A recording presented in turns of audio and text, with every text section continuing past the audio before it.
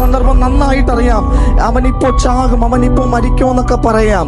ഈ കടിച്ചു തൂങ്ങിക്കിടക്കുന്ന സാധനം കുറച്ചു നേരം ഇങ്ങനെ പൗലോസിന്റെ കയ്യിൽ തൂങ്ങിക്കിടന്നപ്പോ കുറച്ചിടം കഴിഞ്ഞപ്പോ പൗലോസ് പറഞ്ഞു, ഇതിനങ്ങ് തീക്കകത്തങ്ങ് കുടഞ്ഞിട്ടു. കർത്താവ് എന്നോട് ഇതിനകത്തിരിക്കുന്ന ആരോടൊക്കെയുള്ള പ്രവചനമാണ്, നിന്റെ കയ്യെ വർഷങ്ങളായി കടിച്ചിരിക്കുന്ന ചിലതിനെ കുടനിടാനുള്ള സമയമായി, കുടനിടാനുള്ള സമയമായി, കുടനിടാനുള്ള സമയമായി.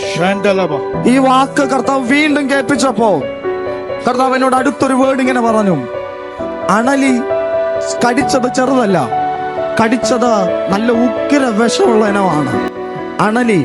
അണലി കടിച്ച ബ്ലഡ് ക്ലോട്ടാവും, ശ്വാസം എടുക്കാൻ പറ്റില്ല, ബ്രീത്ത് എടുക്കാൻ പറ്റില്ല. അദ്ദേഹം അടുത്ത സെക്കൻഡുകളോ മിനിറ്റുകളോ അകത്ത് പൗലോസ് മരിക്കപ്പെടും. ഏറ്റവും വിഷമുള്ള സാധനം ഇവിടെ ഇരിക്കുന്ന ചിലരെ കടിച്ചിട്ടും കർത്താവിനോട് പറയുന്നു, നിന്റെ കയ്യെ കടിച്ചത് ഏറ്റവും വിഷമുള്ള സാധനമാണ്.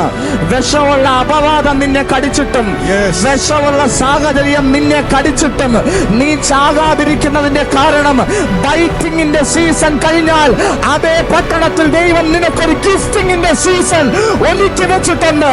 ഒരു ബൈറ്റിങ്ങിന്റെ സീസൺ കഴിഞ്ഞാൽ ദൈവം ഒരു ഗിഫ്റ്റിങ്ങിന്റെ സീസൺ നിങ്ങൾക്ക് വേണ്ടി പ്രിപ്പയർഡ് ആണ്. ഇതിനകത്തിരിക്കുന്ന അഭിഷക്തന്മാരോടുള്ള ദൂതുകളാണ്, നിങ്ങൾ നിന്ന പട്ടണങ്ങളിൽ നിങ്ങളെ കടിച്ച വിഷം അത് തീർക്കോന്നാ പറഞ്ഞത്. ആ അപവാദം നിന്നെ നശിപ്പിക്കുമെന്നാ പറഞ്ഞത്. ആ സാഹചര്യം നിന്നെ കൊല്ലുമെന്നാ പറഞ്ഞത്. പക്ഷെ കർത്താവിനോട് പറയുന്നു, ഈ മെലീത്തയ്ക്കപ്പുറവും നീയുണ്ട്, ഈ മെലീത്ത ദ്വീപിനപ്പുറവും നീ കാണും.